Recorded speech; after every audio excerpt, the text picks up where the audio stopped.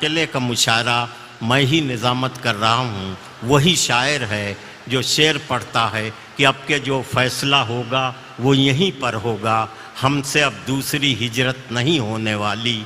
50-60 हज़ार का मजमा खड़ा हो जाता है, दाद व तहसीन से नवाजता है। मैं हैरत में हूँ कि एक शेर 2 मुल्कों के दर्द को बयान करता है। क्या उर्दू शायरी में कोई ऐसा शेर और मिल सकता है जो 2 मुल्कों 2 कौमों के दर्द को एक साथ बयान कर सकता है? और ऐसा लाफानी शेर का खालिक जो है आपके मुशायरे में मौजूद है, उसका नाम है डॉक्टर राहत इंदौरी। तालियों से इस्तकबाल कीजिए।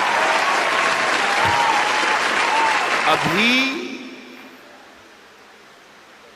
गनीमत है सब्र मेरा, अभी गनीमत है सब्र मेरा, अभी लबालब भरा नहीं हूं। वाह। अभी गनीमत है सब्र मेरा, अभी लबालब भरा नहीं हूं। वो मुझको मुर्दा समझ रहा है, उसे कहो मैं मरा नहीं हूं। देखिए साहब, माफ कर दीजिएगा, मेरा कोई इशारा ये मोदी साहब की तरफ नहीं है। मेरा जहां इशारा होगा इंशाल्लाह वो अपने आप पहुंच जाओगे। कह रहा हूं कि वो मुझको मुर्दा समझ रहा है, उसे कहो मैं मरा नहीं हूं। वो कह रहा है कि कुछ दिनों में मिटा के रख दूंगा नस्ल तेरी। वो कह रहा है कि कुछ दिनों में मिटा के रख दूंगा नस्ल तेरी, है उसकी आदत डरा रहा है उसकी आदत डरा रहा है। जल्दबाजी बहुत आप लोग करते हैं, जल्दबाजी बहुत करते हैं। आधे शेर में आपने हुआ कर दिया। असल में आप अपना कॉन्फिडेंस भूल गए थोड़ी देर में, 20, 40, 50 मिनट में, कि कहाँ आपको दाद देना है और कहाँ आपको दाद नहीं देना है। तो खुदा के लिए आपसे गुजारिश ये है कि पहले सुन लें, फिर समझ लें और फिर पसंद करें कि अच्छा है या बुरा है, उसके बाद दाद दें। वक्त से पहले दाद देने में बहुत प्रॉब्लम्स खड़े हो जाते हैं। पाकिस्तान में एक शहर है क्वेटा, आज़ाद साहब गए क्या हैं?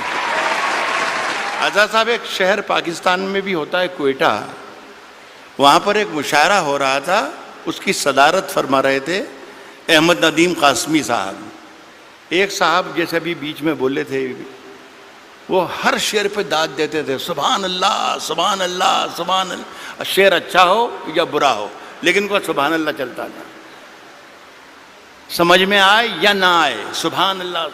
तो कासमी साहब के कानों पर जब गरा गुजरने लगी आवाज़ उनकी, तो कहा कि मियाँ इतनी ज़ोर ज़ोर से अल्लाह को याद करते हो, इतनी ज़ोर ज़ोर से अल्लाह को याद करते हो, अगर अल्लाह ने धीरे से भी याद कर लिया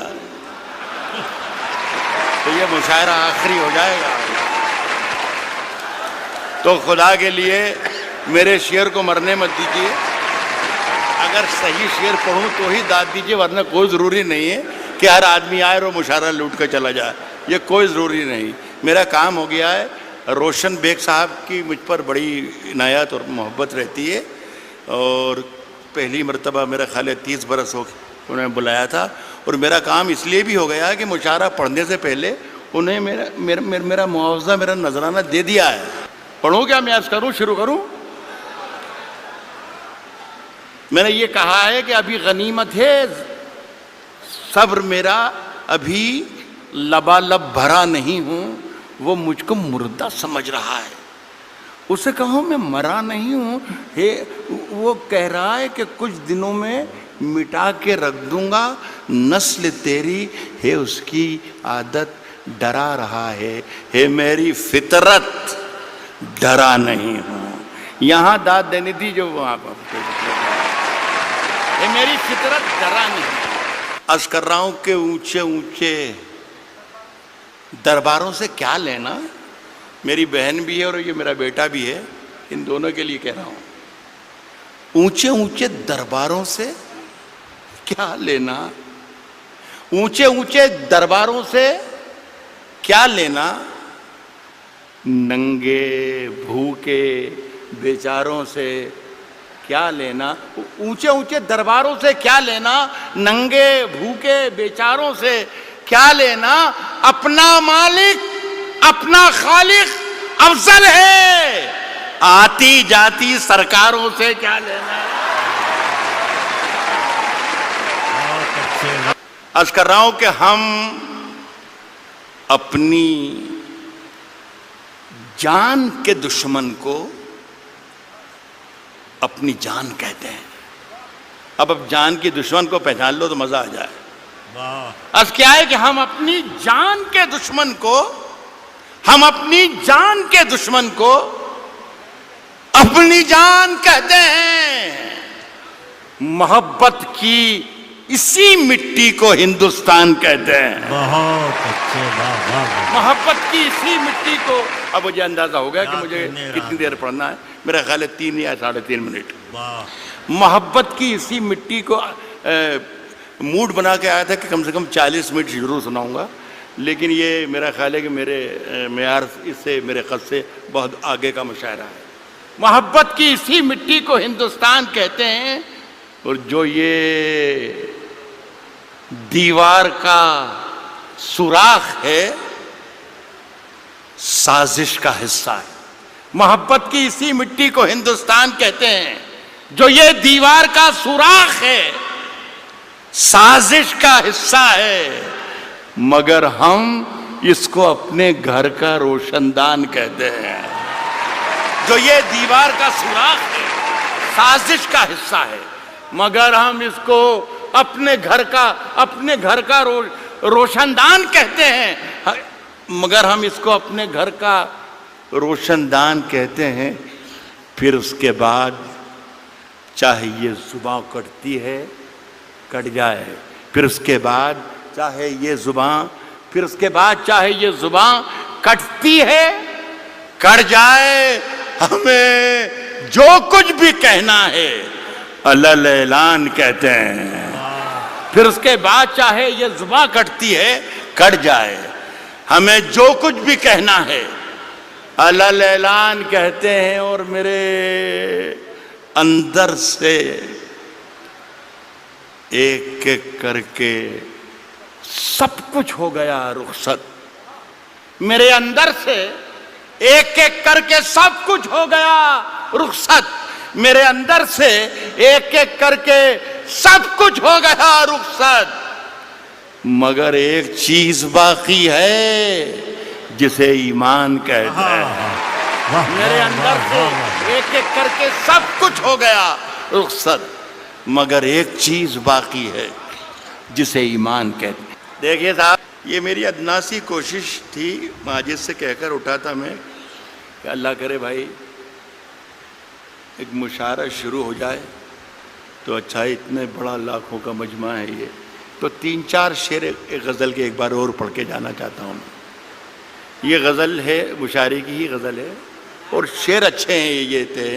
मुशायरे की तरकीब वरकीब में ये पूरी लिख कर लाया था मैं, जो आपसे तालियां पिटवाती और पीछे वालों को कुर्सियों पर से खड़े होकर तालियां बजवा सकता था मैं। मुझे सब याद है, मोदी जी भी याद है, और अन्ना हज़ारे भी याद है, और कुमार विश्वास भी याद है, सब याद है मुझे। लेकिन मैं चाहता था कि ये उर्दू के नाम का जलसा है तो उर्दू के नाम का जलसा रहे। कभी अकेले में मिलकर झंझोड़ दूंगा, कभी अकेले में मिलकर झंझोड़ दूंगा, कभी अकेले में मिलकर झंझोड़ दूंगा उसे, जहां जहां से वो टूटा है जोड़ दूंगा उसे। बहुत शुक्रिया, बहुत बहुत शुक्रिया। कभी अकेले में मिलकर झंझोड़ दूंगा उसे, जहां जहां से वो टूटा है जोड़ दूंगा उसे, और मुझे वो छोड़ गया ये कमाल है उसका, इरादा मैंने किया था कि छोड़ दूंगा उसे। शेर पे ध्यान दे रहा हूं। इरादा मैंने किया था कि छोड़ दूंगा उसे, साहब पसीने बांटता फिरता है हर तरफ सूरज। गजल के मतलब ही ये होते हैं। ये सूरज जो मैंने कहा है इसका मतलब कुछ भी निकाल लीजिए आप।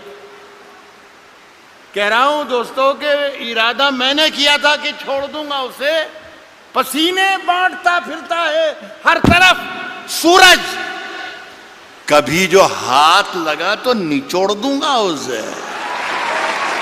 पसीने बांटता फिरता है हर तरफ सूरज, कभी जो हाथ लगा तो निचोड़ दूंगा उसे। और मजा चखा के ही माना हूं मैं भी दुनिया को, मजा चखा के ही माना हूं मैं भी दुनिया को। समझ रही थी कि ऐसे ही छोड़ दूंगा। बहुत बहुत शुक्रिया, नवाज।